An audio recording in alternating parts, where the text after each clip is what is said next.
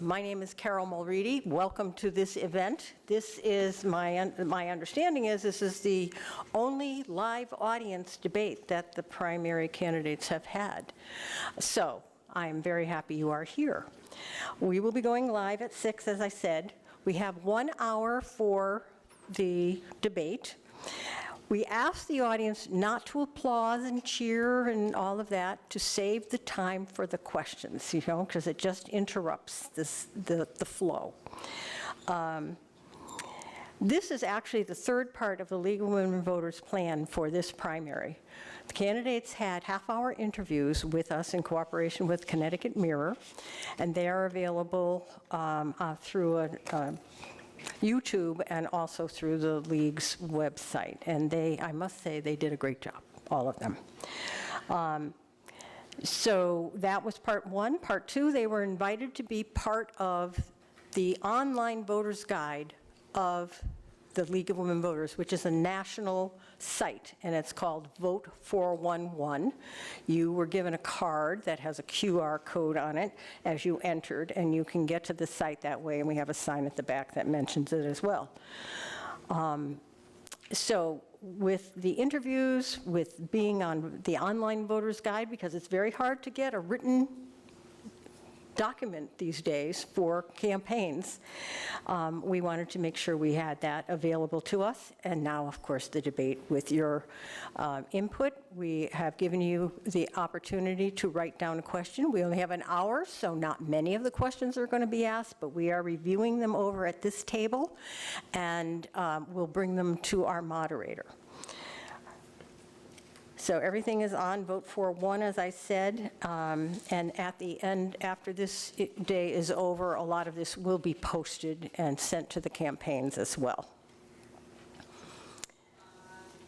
Okay, so I think I'm Carol Mulready, the Voter Service Chair of the League of Women Voters of Greater Hartford, and very pleased and honored to be here at the Travelers Center for Arts and Culture at the downtown Hartford Public Library on Main Street. This is a debate for the 1st congressional seat of Connecticut. And our candidates are, in alphabetical order, Luke Bronin, Ruth Fortune, Jillian Gilchrist, and John Larson, who are on the stage and will be shortly introduced to you. We thank the candidates for joining us for this Democratic primary event. And of course, the big day is August 11th, but early voting starts August 3rd through the 9th. And you can check your registrar's office, but the cards we gave you also gives the times that the dates that the precincts will be open. Want to let you know that the League of Women Voters, in case you are not aware, is a nonpartisan political organization which encourages informed and active participation by the citizenry. Thus, we bring you this opportunity to get to know the candidates running to represent the people of the 27 towns within the 1st District. We have invited you, the live audience, here to the library to submit a question for the candidates that will be considered along with the prepared questions that the League of Women Voters prepares every year for every election in the Greater Hartford area. For this debate, we are very happy to be partnering with Hartford Votes Coalition, Hartford Public Access TV, and the West Hartford Community Interactive. Our thanks to Gil Martinez of Hartford Public Access TV for setting up the live streaming for this event on www.hpatv.org. And there are lots of opportunities for this to be seen now in live streaming through the cooperation of the multiple access channels, and the links will be shared after the event. So I do welcome the audience that is viewing us through the live streaming. The debate is going to be moderated by Tisha Rossi, a member of the New Haven League and a co-president of the League of Women Voters of Connecticut. She is an experienced moderator, and we are very pleased to have her here. So welcome, Tisha. And she will introduce the program. Okay. Thank you.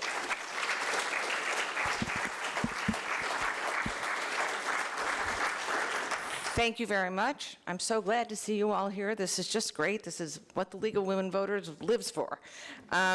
So we're here to provide you with an opportunity to hear the views of candidates who would like to represent you in the U.S. Congress. These are the Democratic, this is for the Democratic primary, these are all Democrats. I'm responsible for carrying out the rules of the debate. One of our rules, if you're filling out a question card, some people are addressing them to just one candidate. We don't ask a question that's only directed at one candidate. It's got to be answerable by all 4 candidates. So please remember that when you write. As I think Carol's already told you some of this about the questions, and please don't applaud or boo or do anything because it takes up time. We'll begin by providing each candidate 2 minutes to give an opening statement. The order of providing this statement and the order of their subsequent turns being the first to answer a new question was determined by chance just a few minutes ago. And they're sitting in the order of who goes first, second, third, fourth, with Mr. Bronin fourth, closest to me. Each candidate will have the chance to answer every question. All candidates will have an equal amount of time, 1.5 minutes, to answer each question. Candidates may use all of the 1.5 minutes to give a detailed answer, briefly indicate agreement or disagreement with another candidate, or choose not to answer. Timekeepers will time the opening statements. They're sitting in front of the candidates, as well as candidates' responses to questions asked. The timekeepers will alert candidates with a sign when 30 seconds, then 10 seconds remains and indicate when time has expired. So let's begin. It's my pleasure to introduce the candidates for Connecticut's 1st Congressional District from the Democratic Party. Ms. Ruth Fortune, Mr. John Larson, Ms. Jillian Gilchrist, and Mr. Luke Bronin. So Ms. Fortune will give the first opening statement because she won the draw. So please start. Good evening, everyone, and thank you to the League of Women Voters for having me. It's a pleasure to be here with you, and I'll take a moment of privilege to say while I'm here with you, my heart is also with my family that's currently gathered in Rhode Island for a celebration of life for my sister-in-law, Julia, who died tragically last month, and today would have been her 44th birthday, so I'm sending them my love from here. I'm Ruth Fortune. My story, like a lot of your stories or your ancestors, did not start here in America. I moved to the US when I was 12, and I lived here as an undocumented child from the ages of 12 to 21. When we first arrived here, 8 of us shared a single bedroom. I did not speak a word of English, and I lived with a constant fear of deportation. Today, I'm a US citizen. I'm a proud mom of 3 beautiful and amazing children. I'm a trust and estate attorney, and my work is helping families protect what they've built. I've lived America's promise and its failures. Those of us who have experienced the pain that can come from laws that come out of DC, we need to be closer to the solution. We have the most experienced Congress we've ever had. And look where we are now, in a crisis. Congress does not have an experience deficit. Congress has a perspective deficit. Congress has a courage deficit. And if we want to have real change where no one is left behind, where communities that have been excluded and overlooked participate in that change, in creating better laws, we need to have those communities present at the table. Otherwise, we'll continue to remain on the menu because other people will be dictating our fate. That's why I'm in this race. I believe in the promise of America, but I do believe that all voices need to participate to have real, meaningful change. I invite you to join me on this journey. This is a David and Goliath battle. I'm being outraised by people backed by big supporters and PACs. But we know that movements that have made real change in this country were always led by the people most affected first. And this is the chance that we have to show this district, to show this country that we can lead with voices that have previously been excluded, and we can make real change because we are the ones we've been waiting for. Thank you, Ms. Fortune. Mr. Larson. I want to thank the League of Women Voters, and I also want to compliment my fellow colleagues here this evening. This is what democracy is all about. You're right, Ruth. We're a nation in crisis.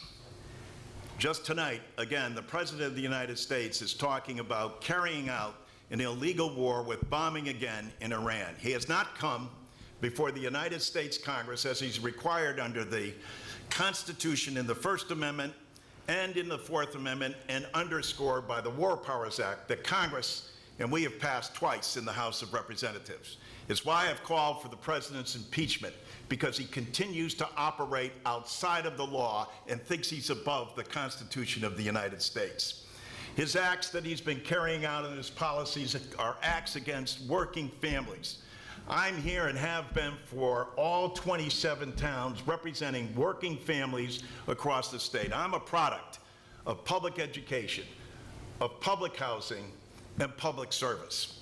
I wear that badge proudly because these are the individuals that need our help the most in these most difficult times. We're in an affordability crisis where people are having a difficult time making ends meet, whether it's groceries, whether it's gasoline, whether it's pharmaceuticals. We're here in developing legislation to make sure that their lives are easier and providing the kind of tax breaks that are going to help them pursue educational goals, get affordable housing, etc. I'm proud to be named on Donald Trump's top 10 hit list of legislators he wants to remove from the United States Congress. I'm going to remain standing and fighting against him. I hope you'll stand with me in this fight. Thank you, Mr. Larson. Ms. Gilchrist. Thank you so much. Thank you to the League of Women Voters, and thank you to all of you for being here this evening. So I grew up in the 80s and the 90s in the era of stranger danger, and was always horrified that sexual violence takes place. And so when I came to Connecticut to attend the University of Connecticut and discovered that there were sexual assault crisis centers, I began volunteering. I did that work throughout college, and then the only job available at that crisis center was as child advocate. I took that role apprehensively, and it taught me that I was not cut out for direct service. I'm very appreciative to those who are. I questioned why it was that at the age of 22, with just a BA in women's studies and 30 hours of training, I was the only referral for the Department of Children and Families. So after counseling hundreds of children in the northeast corner of this state, I went back to get my master's in social work with a focus in policy practice. I wanted to change systems. And so I went on to work at a number of nonprofits here in the state, working on economic security, on reproductive health, and on women's health and safety. And in 2018, I ran for state representative. I was sick of the seat not being used with the urgency that was needed. I challenged a 23-year Democratic incumbent, and we won by 150 votes. There's parallels to what I'm doing today. These seats are meant to be used with urgency. And when Donald Trump won for a second term, I was horrified, but also really frustrated with the Democratic Party, who is beholden to the same special interests that Republicans are also beholden to. People should be able to work one job and afford their basic lives. Costs should not be as high as they are right now. Profit needs to be taken out of healthcare, and we need to invest in public education. And we can do that if we get money out of politics. And unfortunately, two of the people in this race are taking significant money from very problematic sources. And so I look forward to the conversation this evening and would love your support. Thank you. Mr. Bronin. Thank you very much. Good evening, everybody, and thank you to the League of Women Voters for hosting tonight. I'm Luke Bronin. I served as mayor of this city for 8 years. I served in the Obama administration and in the Navy. I'm a dad. I have 3 kids. And I'm running for Congress because we have a president who is out of control, who has empowered a lawless ICE, which is separating kids and killing people, who is taking corruption to levels we have never seen in this country before, taking bribes from foreign governments into his crypto schemes. And we have an economy that is broken, with more and more wealth inequality and with costs going through the roof every day, partly driven by Trump's reckless war in Iran and his crazy tariffs. And we have a Democratic Party that has not brought enough energy or clarity to this fight. I have spent my career fighting for fairness. In the Obama administration, I was part of the team that helped to create the Consumer Financial Protection Bureau to protect Americans from financial abuse.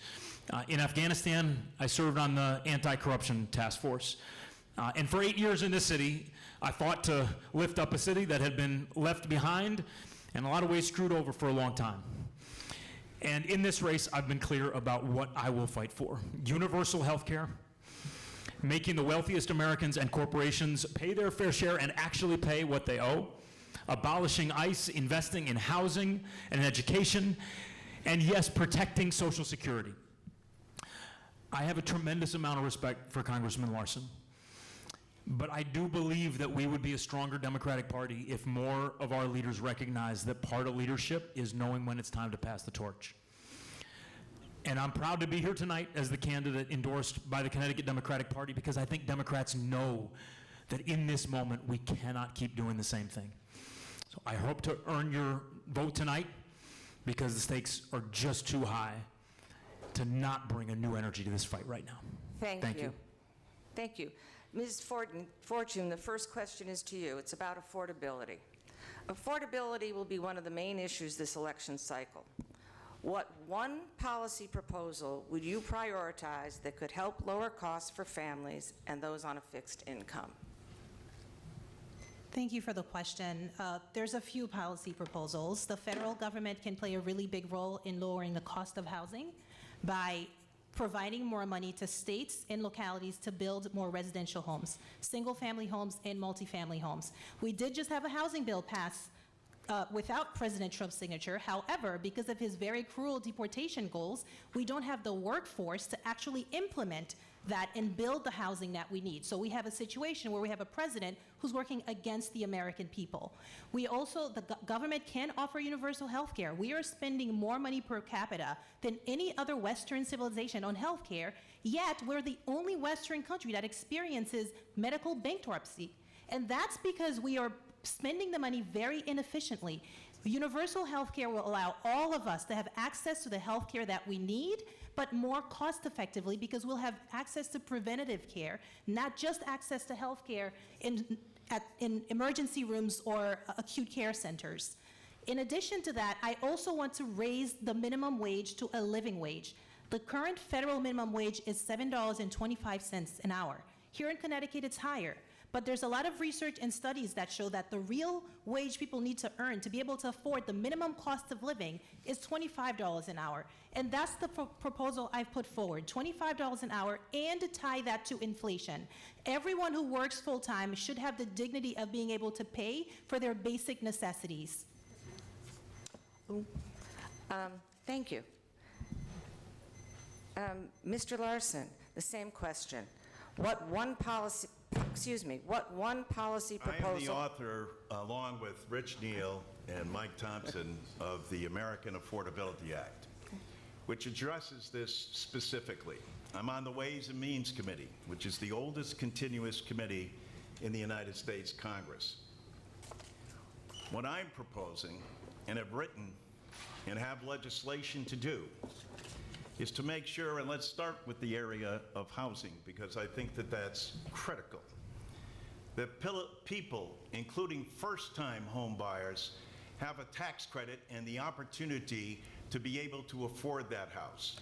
Also, for the first time ever, that we have a renter's tax credit, so that people who can't afford that house but have the opportunity to get rent get a tax credit for that rent as well as providing for over 500,000 new affordable housing units that can be utilized for people to move into immediately. This is what it's going to take in order for us to put America back to work, along with making sure we're addressing the educational issues, the cost of education, getting to college or getting a trade, as well as the debt that people have been consumed with when they get out of college. We have to lift that burden off of people so that they can have the opportunity to matriculate into society, own a home, and complete the American dream in making sure that they're able to carry on that same dream for their children. Thank you. Ms. Gilchrist, would you like me to repeat the question? Sure.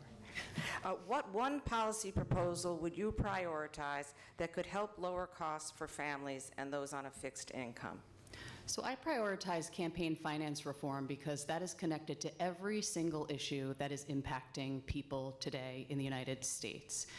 So whether that is overturning Citizens United, which is my long-term goal, which I believe would take a change in the Supreme Court, which is not impossible, but we need to get there. Or it's a proposal I put out there that says let's tax the super PACs and the corporations on their donations to candidates and use that money for a pool for people to run for public office. Campaign finance is tied to so many things, including increasing wages for folks, which needs to happen. Minimum wage is a low bar. We need to have living wages across the board. Campaign finance is also the reason that we can't hold corporations accountable to pay people a living wage or to give them more than 30 hours a week. Campaign finance is also why we have private equity in housing and why we have monopolies dominating our ability to buy food and our electricity costs. And unfortunately, we've seen one candidate who served for 28 years takes money from Walmart, he takes money from Home Depot, and so I don't see how more of the same is going to be able to reduce those wages. And then we have another candidate, the other man in the race, who is not taking money just from one billionaire. He's taking money from multiple billionaires. He talks about new energy. He's got new billionaire energy, and I think we need something different. Thank you, Ms. Gilchrist. Mr. Bronin, would you like Thanks. the question again? No, that's okay. You got it? Look, I do. Thanks. Look, the first thing we have to do is stop this president from doing stupid and reckless things that are driving up our costs every single day. The war in Iran has driven up the cost of gas at the pump and the cost of groceries because it's driven the price of fertilizer through the roof. His reckless tariffs and illegal tariffs have driven the cost of everything up. His cruel cuts to Medicaid and to the Affordable Care Act have driven up the cost of health care. And just today, his administration announced plans to cut subsidies for pharmaceuticals for seniors in Medicare. We have to stop this president from continuing to destroy our economy and make things worse. And we have to build an agenda and take that to the American people and build a movement that will actually deliver universal health care and a housing opportunity and electricity that we can afford. And I want to focus on that last one because it hasn't been talked about yet. Our electricity crisis is tied to the housing crisis. It is a huge part of our cost crisis in this state because prices are going through the roof. And it is true that one of the reasons that that hasn't been fixed is because there's been a flood of corporate PAC money that has fueled the fossil fuel industry's lobbying efforts to keep us from making the transition to green energy that would both drive down costs and help save this climate for our kids. So we've got to stop the damage of this reckless president, and we've got to get serious about healthcare, housing, and electricity.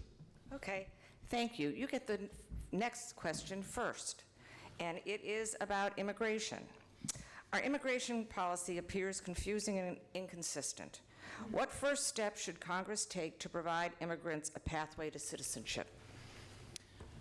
So first of all, we're sitting here tonight in the Hartford Public Library, which has one of the most extraordinary welcoming centers in the country. It's called the American Place. It helps new Americans find their footing, get connected to housing and other resources, learn English if they need to, get their driver's licenses. That to me is a model of the spirit that I want to see in this country. And so it's fitting that we have this conversation here. And I was proud to be mayor of one of the most diverse cities in the country for 8 years. And stood up to the Trump administration the first time they tried to strip this city of resources because we were a welcoming city, and stood up when they sent ICE agents unidentified, masquerading as police officers, into our public safety complex and threw them out and shined a light on it to make sure that nobody could ignore their abuses. We have to abolish ICE because it has become a lawless paramilitary of this president. And we need the comprehensive immigration reform that we all know we need. Immediate citizenship for dreamers. I think immediate citizenship for those who've been here on temporary protected status for many years, much wider pathways for legal immigration, an asylum processing system that is staffed, that has the judges and the resources to actually move cases along, and an end to the cruelty that defines our enforcement today. We had an immigration system that was both common sense and humane before ICE was created, and we need to recreate that humanity that is consistent with the traditions of this country. Thank you, Mr. Bronin. Ms. Fortune, what first steps should Congress take to provide immigrants a pathway to citizenship? We have an immigration system in this country that is inherently racist and is now at peak racism. We are preventing anyone else from being able to get into this country other than white people from South Africa. And we are deporting and expelling as many immigrants of color at the fastest speed that this president can manage to achieve. The bare minimum we can do is abolish ICE, because there is no reforming an agency that goes out and recruits people who have a goal of making people's life difficult. I spent 4 hours in the ICE office just down the street here on July 1st. The ICE agent who arrested this gentleman, who was from Haiti like I am, was convinced that arresting him and deporting him was allowing him to start his life over and start his life fresh. They think this is a mission that's helping this country and helping the very people whose lives they're destroying. This gentleman has since been deported, and he made the hard choice to go back to Haiti because his words were, he would rather go back, despite the violence, die free in his country than die a prisoner here in ICE custody. It breaks my heart to hear him say that. His car is currently parked outside of my house. We're trying to sell it so he can have the money to support himself while he's in Haiti. People have been stripped of their dignity by ICE agents, and we need to put an end to that. In addition to that, we need to offer a legal pathway to citizenship for everyone who's been here and has worked really hard. My only path to citizenship was marrying my husband, who's an American. I've been here since I was 12, for 26 years. If I fell in love with another Haitian with TPS like I had, we both would be subject to deportation this week, because we've terminated this legal way that we allowed people to work here and provide for their families. Thank you. Mr. Larson. Chris Murphy passed the most comprehensive bipartisan bill in the state Senate, and it was to be taken up by the House of Representatives bipartisanly. And then Donald Trump said no to Mr. Johnson, don't take that bill up because I'd rather use it politically. I support Chris Murphy's bill. I support Linda Sanchez's bill as well, which is the most comprehensive of all bills. Murphy's was bipartisan, and I think that stands the best chance of passing. But what we need, and make no mistake about it, we have a Republican president, a Republican House, and a Republican Senate. But what we need first and foremost is to do what I voted for back in 2002, abolish ICE. There's no way to deal with immigration by rounding up people indiscriminately, including people from the West Indies that have been targeted now by this president.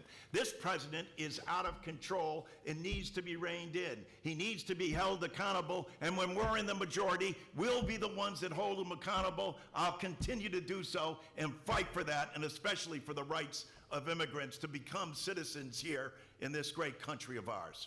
Thank you, Mr. Larson. Ms. Gilchrist. So first and foremost is abolishing ICE. This is a paramilitary of the Trump administration that is terrorizing blue communities, murdering people in the street, and separating families.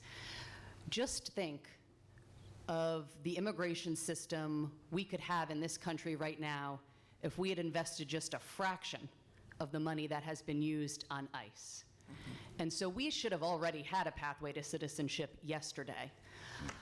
I've gone out as a state representative and listened to the immigrant community. I am proud of my record of pushing for health care through our state's Medicaid program for those who are undocumented.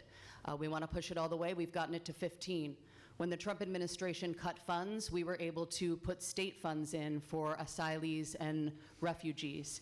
And I've been proud to stand and push for a strong trust act, for ICE, I can't even call them agents, to have to take off their masks, for ICE not to be allowed in places of worship and in schools.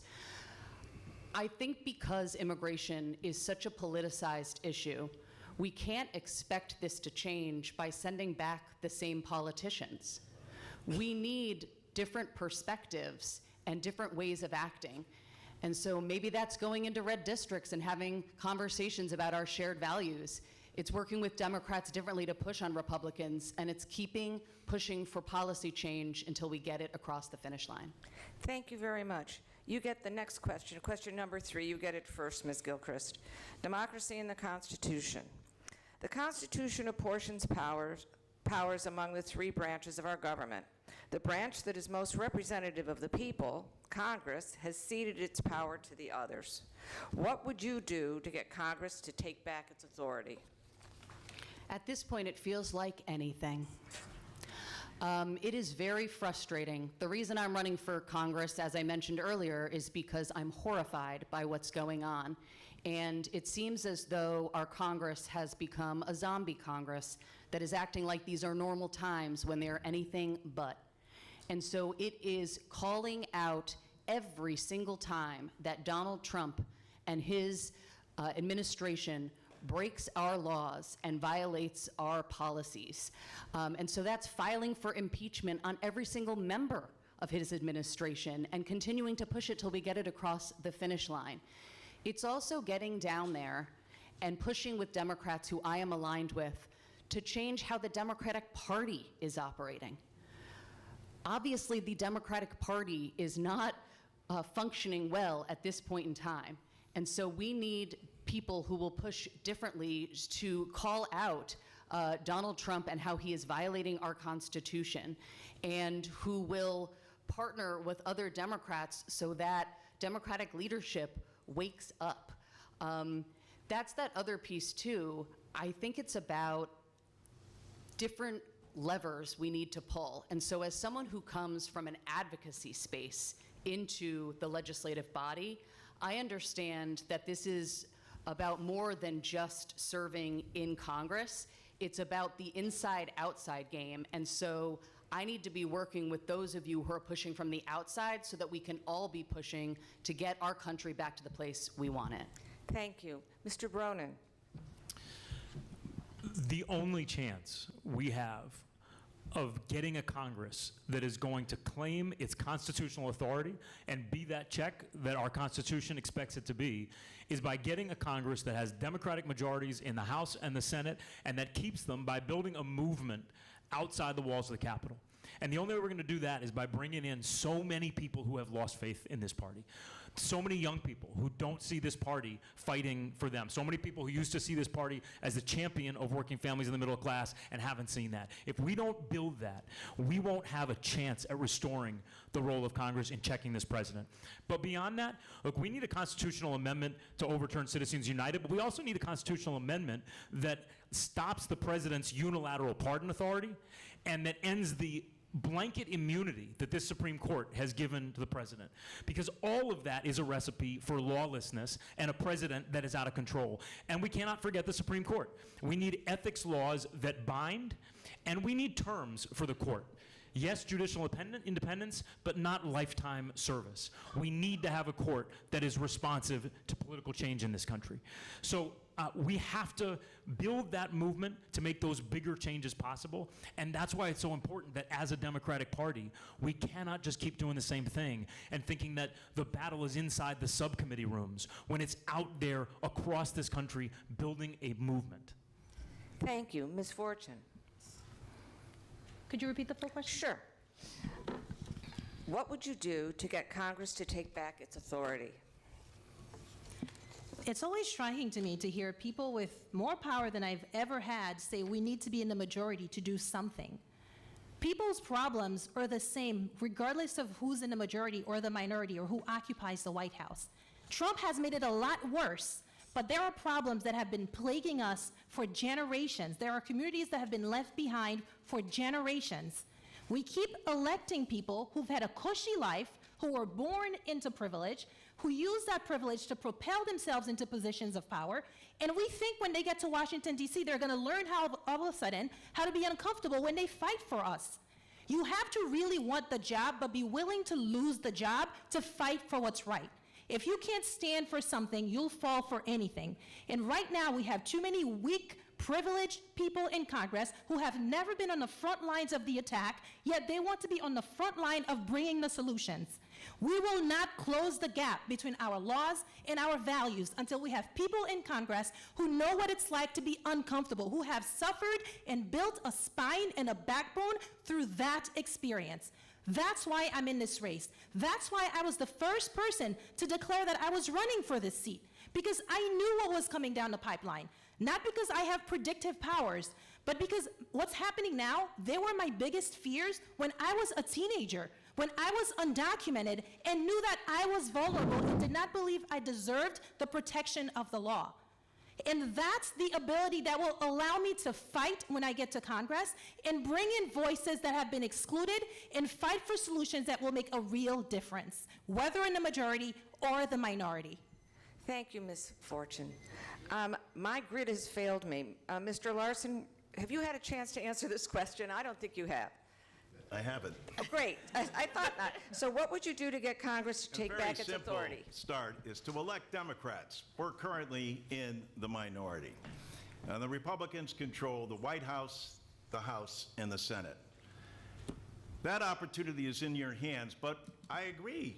We don't have time to wait. The fight is ongoing. It's now, and it's current. So we have to hold this president accountable. And how do you do that? You got Republicans to join with you. We did that.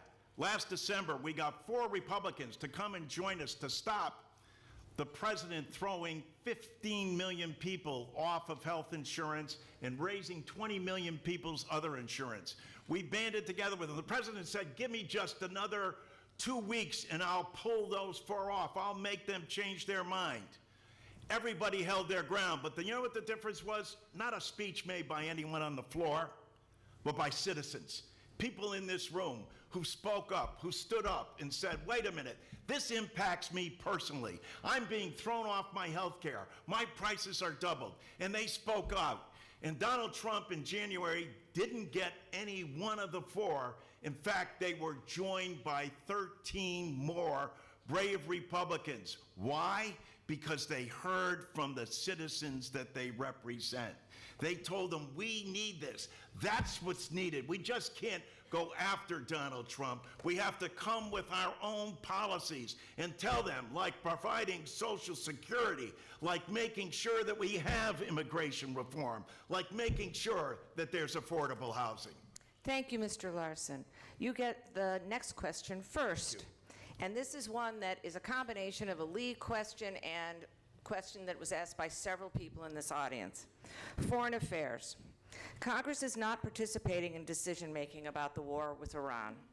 Should that change? And if so, how do you make that happen? Absolutely, it has to change. The President of the United States has to come before the United States Congress. Article 1 of the Constitution states that it's the Congress that has the responsibility to declare war. Yes, Article 4 gives the president emergency authority, but it's emergency authority. This president has completely ignored that. The War Powers Act was created after the Vietnam War. It took 3 years to write it, but what it did was strengthen the First Amendment, requiring within a minimum of 60 days for the president to come before Congress. George Bush did it in the Iraq War. I was proud to vote against that, but Bush followed the Constitution. Trump ignores it. He needs to be held accountable. I've called for his impeachment because of his defiance of the Constitution. And when we're in charge, we will hold him accountable for what he's done. Thank you, Mr. Larson. Ms. Gilchrist. It's really hard to hear a sitting congressman say what he will do when he could be doing it. And as a citizen, it is incredibly frustrating to watch Donald Trump and his administration blatantly steal our money for a war they lost in 3 days. We already lost it. Strait of Hormuz went to Iran. And to add insult to injury, not only did we already lose it and are we losing service members, but the only people making money at this point in time are Trump and his billionaire friends every time they lie and say there's peace just so the markets can jump. And so whenever anyone's been in a position too long, right, they stop questioning why things work the way they do. We need to elect people to Congress who will get down there and question how that place operates or doesn't. Because right now, it is not working. And so I would get down there, partner with other Democrats, and not leave until we stop what is happening. Stop coming home. Work till we end this war. Thank you. Mr. Bronin. Yeah, this is not a matter of opinion. Our Constitution is clear. It is the role of Congress to declare war. This was an illegal war, and it was a reckless war. And we should all be angry about this war. We know it's driven up costs. We know it's burned hundreds of billions of dollars. It has driven up the cost of gas for everybody. It's driven up costs across the board. But worse than that, it has destabilized a already unstable region. It has damaged our standing in the world. It has created new risks. It's empowered some of the most extremist elements in Iran. It has made us far weaker. We've already seen American service members killed, and we learned this week that the White House was concealing how many service members were injured. We need a Congress that is able to go out and make sure that the American people will not stand for this. The vast majority of American people know this war is both wrong and reckless, including people who voted for Donald Trump. And that's one of the reasons why we need people who are out there making the case everywhere, every single day, not just in rooms where people already agree with us, but everywhere. Because we need to turn this into a thing that Donald Trump cannot get away with. I served our country in Afghanistan. I spent years working on national security issues focused on Iran. I am angry about what they've done, and every single one of us should be. Thank you. Ms. Fortune. This is an illegal war. We are spending billions of dollars a day to kill people. The second day of that war, we bombed a school where 170 little girls were learning because our intelligence relied on data that was 10 years old. We were so careless with trying to make our quotas and bomb people and bomb targets that we killed innocent little girls. We are committing war crimes while impoverishing this country and driving up costs for us here at home. The wealth gap that we're seeing in this country, it's exacerbated by these foreign wars because the companies and the people that profit from these wars, they're not us sitting in this room. It is Trump and his friends and his billionaire buddies.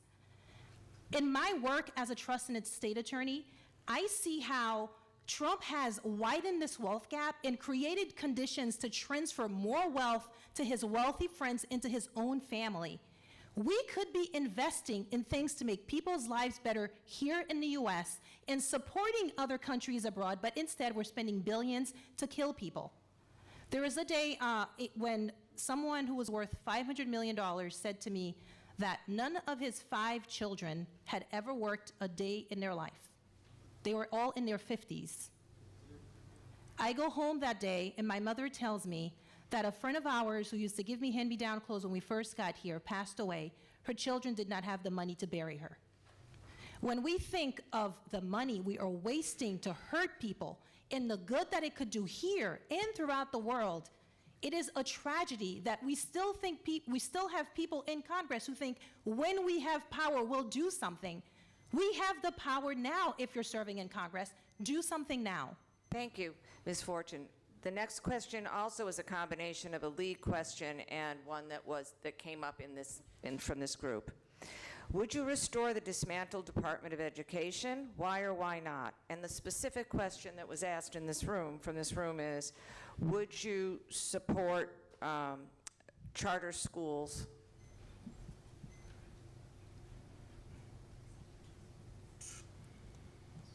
I'm sorry, it's for you. I'm so sorry. It's for you, Ms. Fortune. I'm sorry.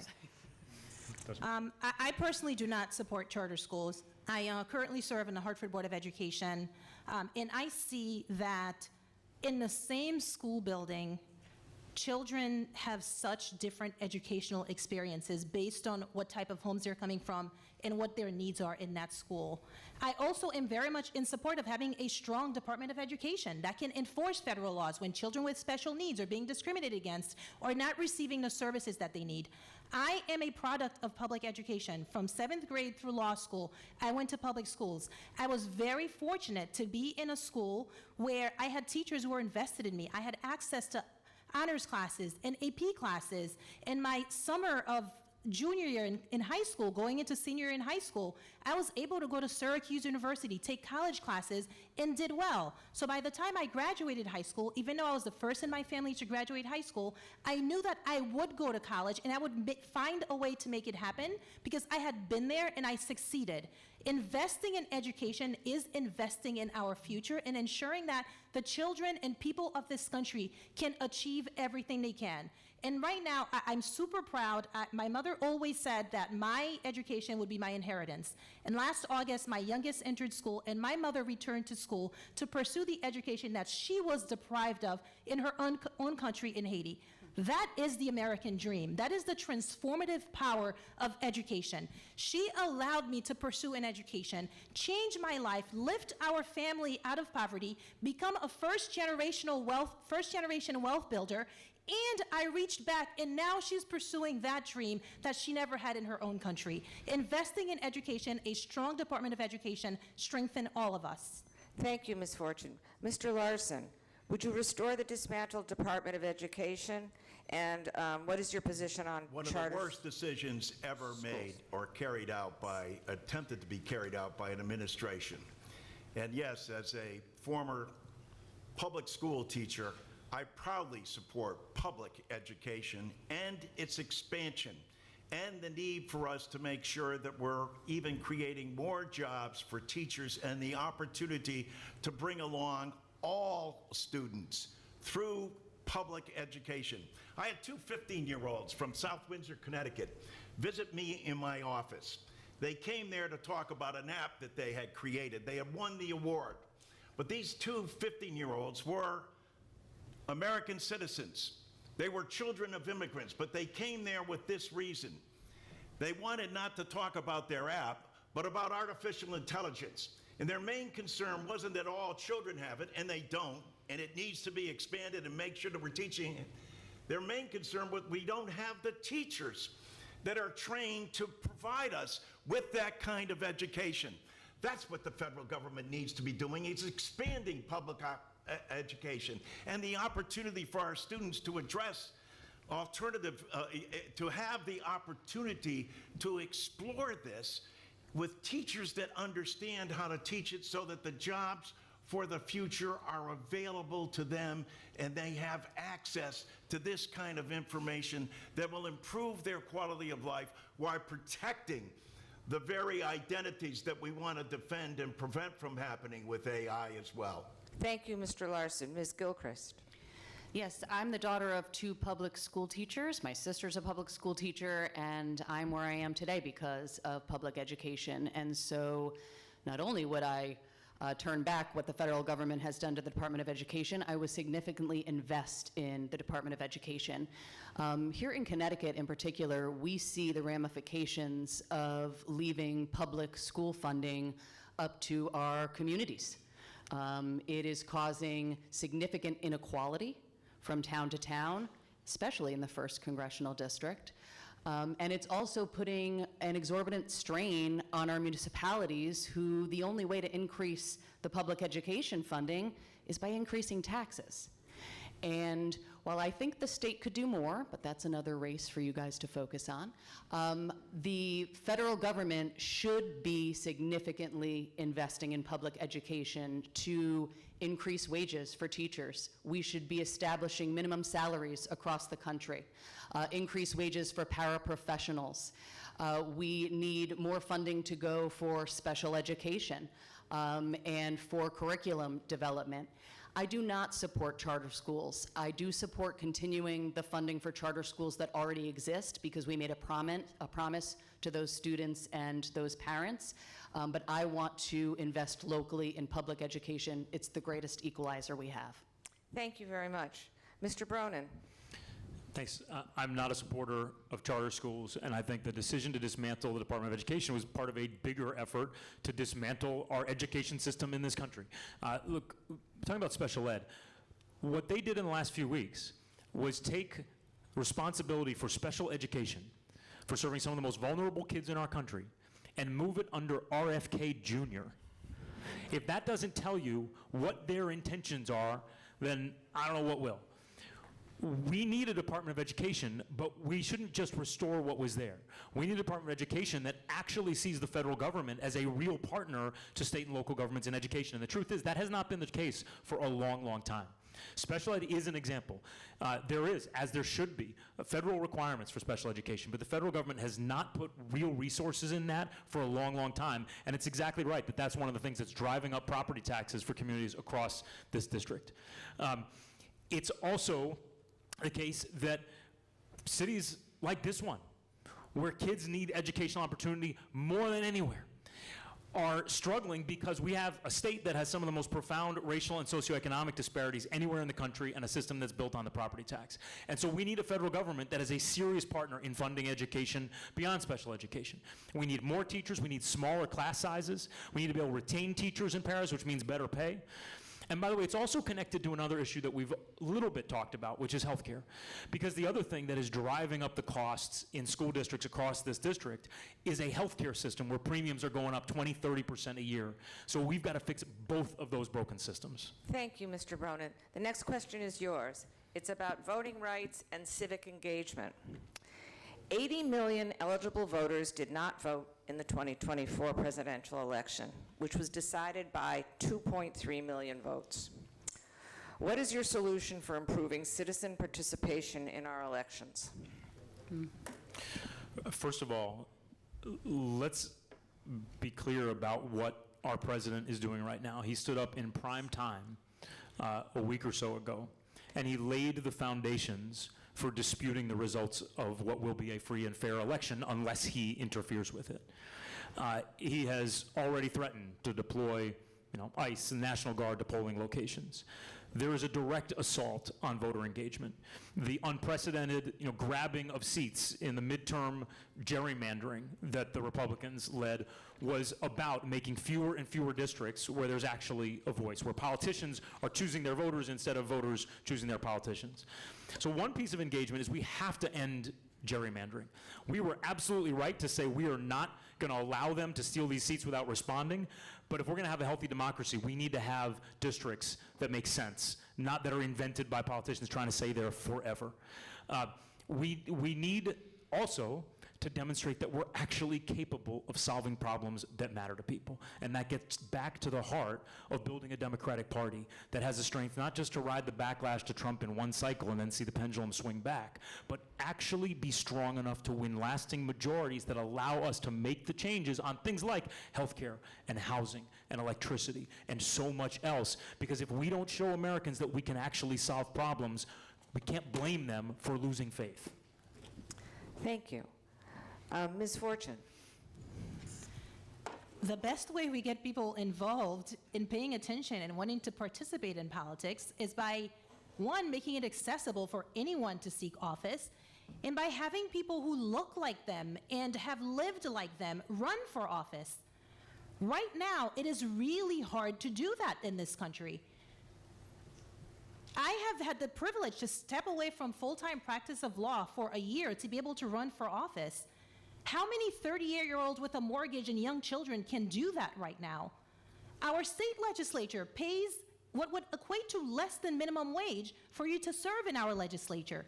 It is really hard for people who really care, who are really close to the problems to serve, because the barrier is so high. If we can allow more people to participate, which includes things like overturning Citizens United and making sure that we don't have the most restrictive ballot access laws here in Connecticut. I'm the only candidate in this race who had to have a real grassroots movement to get on this ballot. We got thousands of voters throughout the entire 27 towns in this district to sign a petition so I can be here, because the party establishment allowed the other candidates in this race to get on the ballot, but barred me from participating. Yet, we're talking about the main problems: immigration, abolish ICE. I'm the only immigrant in this race. The Voting Rights Act being repealed, Black people like myself might lose their rights to vote. I'm the only person of color in this race. 7% of our members of Congress are mothers of young children. I'm the only person with young children in this race, and probably the only one who will represent Congress with young children from Connecticut. It is time we have people who look like us, live like us, talk like us, run for office if we want people to actually care and show up.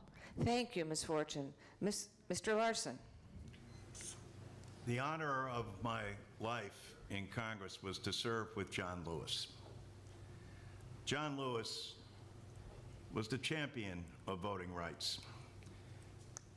I took my children, because he gathered us every spring, to walk across the Edmund Pettus Bridge, to once again underscore the importance of voting rights and what he endured to get civil rights passed. Voting rights is essential. The League of Women Voters should be commended for their work, but it's the responsibility of all citizens.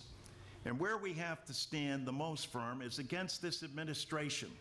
The deplorable SAVE Act that would make it nearly impossible for women, people of color, and people who are in the service to vote is an abomination, and why we continue to fight it in the United States Congress. And gratefully, groups like the League of Women Voters are pointing that out in terms of their identification, in terms of making it harder for people of color, in terms of making it harder for women to have to carry around your birth certificate. This is nonsense. We ought to be doing everything we can to make voting more accessible and easy for people to do. Yes, it has to be responsible and identifiable, but let's make it accessible. More people didn't vote than voted for both presidential candidates combined in the last election. Rise up, America, and speak out. Join us in fighting against the SAVE Act. Thank you, Mr. Larson. Ms. Gilchrist. Could you repeat the question? Yep. I love this question.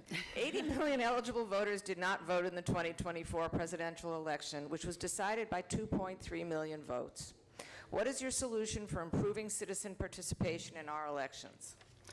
I love this question too, because that is the true crisis, that people aren't using their right to vote. And so I think first and foremost, it is about increasing access. And so I was proud as a state representative to vote for early voting here in the state of Connecticut, and also no excuse absentee voting.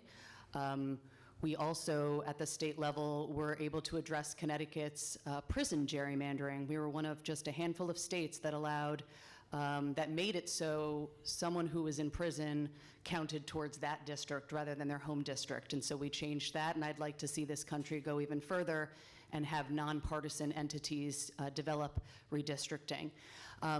But when you speak to people about why they don't vote, certainly access and being able to get to the polls is one piece, but the other big piece is that they feel like their vote doesn't matter.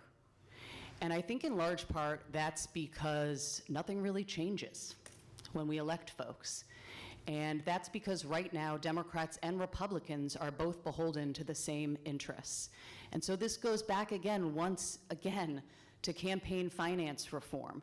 When you have billionaires and corporations purchasing candidates who get in the way of passing any significant policy that will improve people's lives, you're going to make it so people don't want to vote. And the two men in this race keep talking about what they're going to do, but actions speak louder than words, and they had an opportunity not to buy into a broken system, and they have. Thank you. Mr. Bronin. No? Wrong. Sorry, you get the, I'm so sorry, my grid, it's my grid's fault. Ms. Gilchrist, the next question is about the environment. What do you believe are the greatest threats to our environment, and what measures should be enacted to fight them?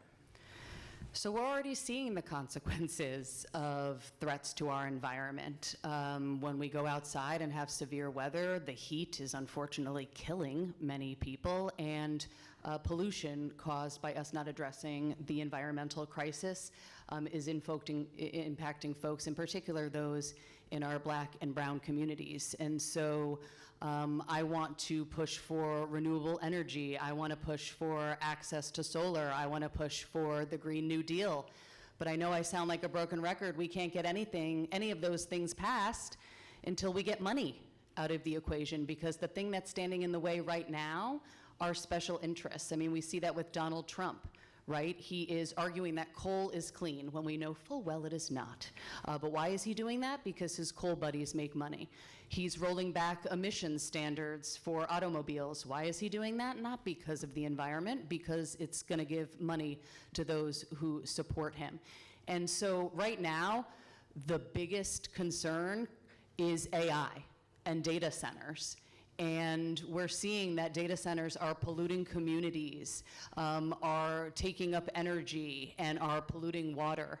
And unfortunately, we have Luke Bronin here in the race who is taking billions of dollars from a data center CEO who does not live in Connecticut, who is likely going to try and open one here, and also a PAC that argued that Democrats should lay off data centers because they're not so bad just last week.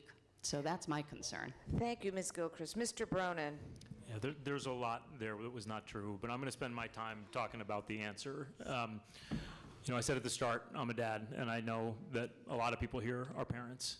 And the kids who don't have a vote right now, who are under 18, are going to be inheriting a planet that is dying.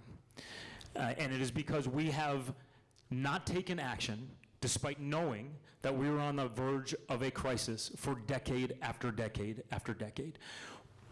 Data centers, and I was the first in this race to be clear about this, data centers need to build out their own renewable energy and not add a dollar to anyone's bill, build renewable energy to the grid, and we as a country have to make a massive commitment to renewable energy. The technology is there. China, embarrassingly for us, is showing us what that looks like to make a real transition. The Trump administration is doubling down on fossil fuels, coal, oil, and gas. And it's true, a huge part of it is because there's been a flood of corporate money from the fossil fuel industry for decades that has prevented any meaningful action here. And it's one of the reasons that I said on day one of this campaign that I would not take a single dollar of corporate PAC money, because it is part of the broken system that has made politicians too cautious and too complacent, even in the face of a crisis that is going to screw over our kids. Thank you, Mr. Bronin. Ms. Fortune. There's a lot the federal government can and must do to ensure that we have a planet that is livable for the next generations to come. But my frustration with the Democratic Party and with elected officials overall with respect to environmental policy is that we talk about it in such abstract terms, and the solutions we come up with are out of reach for the people most severely impacted by the bad effects of bad environmental law. The communities with the most asthma, with food deserts, with no access to fresh vegetables, green spaces, they're never part of these conversations, and they're suffering the worst outcomes now of bad environmental policies. I have to pay to compost. Not every family can afford to pay to compost and make greener decisions. We need to make those choices more accessible to people. At one point, my world was very small. I went to school, I went to church, I came home. That's all I knew. If we keep talking about environmental policy only from a global perspective, someone whose world is still as small as mine once was, they cannot relate to that. It feels out of reach. It feels like it is not a problem that they have.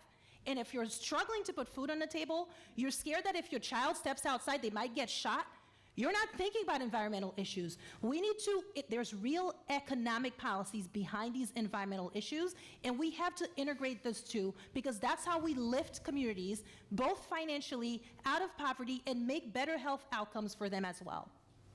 Thank you. Mr. Larson. Well, first, let us make something clear about campaign finance reform. I'm the only one here who's voted for campaign finance reform and passed it in the House of Representatives. Not once, not twice, but 3 times. So it's not just talking the talk, it's walking the walk, and I've done that. And with respect to climate change, I stand strongly with Alexandria Ocasio-Cortez and the Green New Deal, because this is what's happening in Congress amongst Democrats. Democrats are actually leading the way in this area. That's what we have to keep on fighting for, because we know it's the right thing to do for the future. President Kennedy said a long time ago, we all breathe the same air, we all drink from the same water. It's incumbent upon us to look out towards the future and make sure we're providing that opportunity for our children. The Green New Deal provides that, and it's Democrats that are leading the way. I'm proud to stand with Alexandria Ocasio-Cortez and what she's done in this specific area. I'm also proud to be for campaign finance reform, something that we've done 3 times already in the House. The fact that the Senate hasn't taken it up, it remains a problem, but we've got to influence them the same way we were able to do with other pieces of legislation. And when we're back in power again, we will pass campaign finance reform for the 4th time. Thank you, Mr. Larson. This question is appropriate because we're in a public library. Transportation and public trust. How would you protect public access to accurate, free information, including government databases, library resources, and online archives? What role should Congress play when federal administrations alter or remove public records? That question goes first to Mr. Bronin. First of all, I just want to give another plug for this library where we're sitting. Before I was mayor, I was proud to serve on the board of this library. I think it's one of the best in the country. And every community should have a library like this, and every library should have access to every bit of public information out there. But that, like so much else, is under assault by this administration. The Trump administration is erasing records from the federal government. They are refusing to post data, everything from climate statistics to labor statistics. They are cooking the books on data that gives us the ability to grade our government. And so this is one more example where we need Congress to actually claim its authority and reassert the basic principle that in a democracy, citizens deserve full access to information, and the president does not get to act like a fascist or a dictator and tell us what we get to know and what we don't get to know. And yet he has gotten away with this time and time again. So this is one more example of where we need people out there every day, again, beyond the subcommittee rooms, making the case. Because I don't believe that many Americans, regardless of party, think that the president should be able to decide what they get to know. But that is the world we're increasingly living in, and we cannot accept it. Thank you. Ms. Fortune. Congressman Larson just said that we all breathe the same air and we drink the same water. That's not true. Ask the people of Flint, Michigan. Ask the people in communities that are more polluted than other communities. And we don't all have the same access to libraries and to information and to data that the rest of people in more affluent parts of this country have. That is the sad reality that we live in. The federal government, this is a space where we do need additional laws to preserve and protect information, not allow history to be whitewashed and exclude people who've contributed. We're finally making steps to include more of our history, in American history, and now it's actively being erased by this administration.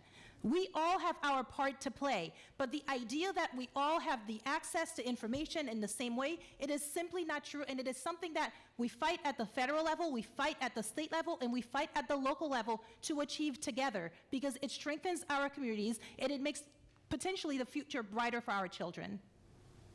Thank you. Mr. Larson. Public libraries are the key. Growing up in a federal housing project, being one of 8 kids, we look forward to going to the Wickham Library and being able to take out a book and bring it home, read it at home, take it back to the library. It's essential. Information in general is under siege, and we're coming into a new technology in terms of artificial intelligence, which carries with it great potential, but also incredible dangers. And so government has to play a dual role. Just like those 2 15-year-olds who traveled to Washington, D.C. on their own said to me, we want to make sure that we're protecting people's individual rights and responsibility, but we want to open up the curiosity and ingenuity that can come from future intelligence and the opportunity to have exposure to that. It's going to require government and citizens, and particularly citizens demanding that you have access, that we keep our public libraries open, and that they as well become places where everyone can go to have access to the kind of information that will be required for future generations. Thank you. Ms. Gilchrist. So I'm really in this work because I love policy. And in college, after I took a research class, I spent the winter holiday at my local library just researching as much as I could, because I couldn't believe that you could just find information about anything you wanted to learn. And so to me, freedom of speech is so fundamental to our country, so that even if you disagree with what someone's saying, they still have the right to say it. And as a state representative, we were the first and only state to pass legislation that requires crisis pregnancy centers to provide accurate information to individuals who come through their doors. We didn't close them. These are anti-choice organizations who I happen to disagree with. We didn't close them. We just said you can't lie to people. You can't give misinformation.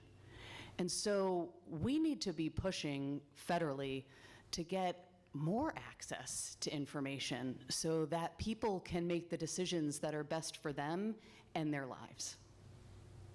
Thank you. May I ask one more question? I know it's 7 o'clock, but I've got a really good one from the audience. Okay.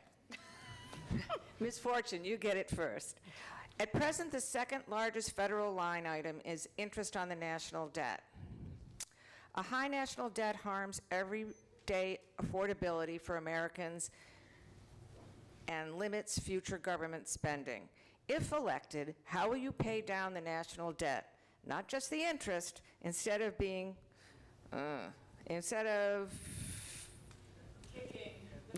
the can down the road. Thank you. Yes, that is what it says. Thank you, who wrote this. Thank you. A young person. The national debt is very concerning, but what would be more concerning is if we actually stop investing in people. If we have an economy where more of us can actually participate more, we would raise more revenue to be able to pay down that debt.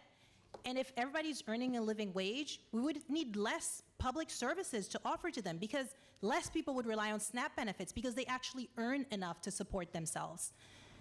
We have the wealth to be able to pay down some of that debt already. We're simply not tapping into it. We have, and I see it up close because of the work that I do, that there's a lot of dealings with our Internal Revenue Code and our trust laws and other laws that allow certain people to accumulate more wealth than they will ever need, while the people who really need money will never get to a point of stability. I kid you not, right now, something that is really trending in the industry that I work is something called a cryo trust.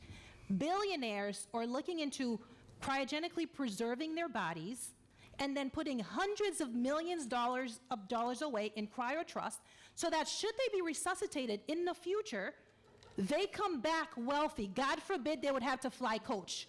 This is the world that we're living in, right? And there are people who do not know where their next meal is coming from, mothers who cannot buy medicine for their children, and a national debt that could cripple future generations. If we simply had a more equitable tax system, more progressive tax laws, not just for income tax, but for capital gains, eliminate some of those loopholes, we would have the revenue to make the people who can afford to pay the most pay their fair share. Thank you, Ms. Fortune. Mr. Larson. I agree with Ruth. And let me say that first and foremost, it is about the tax system itself. And it is true that within the system, if you have accountants, if you have attorneys, et cetera, you're able to circumvent that tax code. We see it in Social Security, how people pay nothing. Elon Musk doesn't pay a penny into Social Security, the nation's #1 insurance program, the #1 anti-poverty program for the elderly, the #1 anti-poverty program for children. And why? Because people don't pay their fair share. Our proposal calls for people paying their fair share, lifting the cap on Social Security, making sure that people are paying into the system the way they should. The same thing applies for the tax code. Make sure that everybody is paying their fair share. Rich Neal, the chairman, the future chairman of the Ways and Means Committee, has legislation to do that. We're going to be supporting that when we're in charge, again, I hope, come this November. And I look forward to making sure that those who have wealth and means and accountants and attorneys pay their fair share because you have a Congress that's willing to stand up to them and say it's long overdue. Thank you. Ms. Gilchrist. I won't let the Republicans play their same old game, which is to skyrocket the national debt while they're in power and then tell Democrats they have to pay it off once they get in power. And so certainly that is taxing the wealthier at all would be nice, but we all pay into the government. The government should actually be investing in us. And it's never been about the money, right? They found the money for the war no one wants in Iran. They found the money for ICE. This is about the political will. And so we do have the money to invest in things like paid family and medical leave, universal child care, public education. We can hold these corporations accountable to pay their taxes and to reduce their CEO to worker pay gap so that people actually get paid a living wage.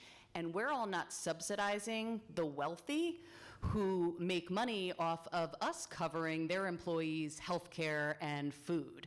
And so I want to see us just start to speak openly about what's really been going on, which is that corporations and the wealthy are running this country, and we have the power to take it back. Thank you, Ms. Gilchrist. Mr. Bronin. The first proposal I put forward in this campaign was a detailed, aggressive, progressive tax reform plan that would make the wealthiest Americans and corporations pay more and actually pay what they owe by closing the crazy loopholes that let hedge fund managers pay a much lower rate, that treat passive investment income different from income that people are earning through their work, that allow billionaires to borrow against their fortune, live on it without paying any taxes, and then pass it down to their heirs tax-free. Our tax code is riddled with loopholes. And we as Democrats, I think, have become afraid of talking about tax reform because we think somehow this is a loser. We need to have the courage to get out there and make this a top issue because it's about basic fairness. You know, we use the word corruption in this country. It is a deep form of corruption when those who make the most are paying the least. And with all respect to Congressman Larson, I support making sure that everybody, no matter how much they owe, is paying into Social Security, but it's bigger than Social Security. We need all of those reforms that I just talked about, and Congressman has served on the main tax writing committee for decades while that tax code got more and more full of loopholes. I'm going to say one other thing where I think we could do something about the national debt. It is obscene that our country is spending $1.5 trillion on the Pentagon. And I say that as a proud veteran, but $1.5 trillion is outrageous. And here's another one where Democrats have to have the courage to make the case that I believe the American people would agree with. Thank you very much. Do you want to say something in closing, Carol, or shall I just make sure everybody votes in the primary and shares the information we gave them about voting in Connecticut this fall? And you can applaud. And you can applaud.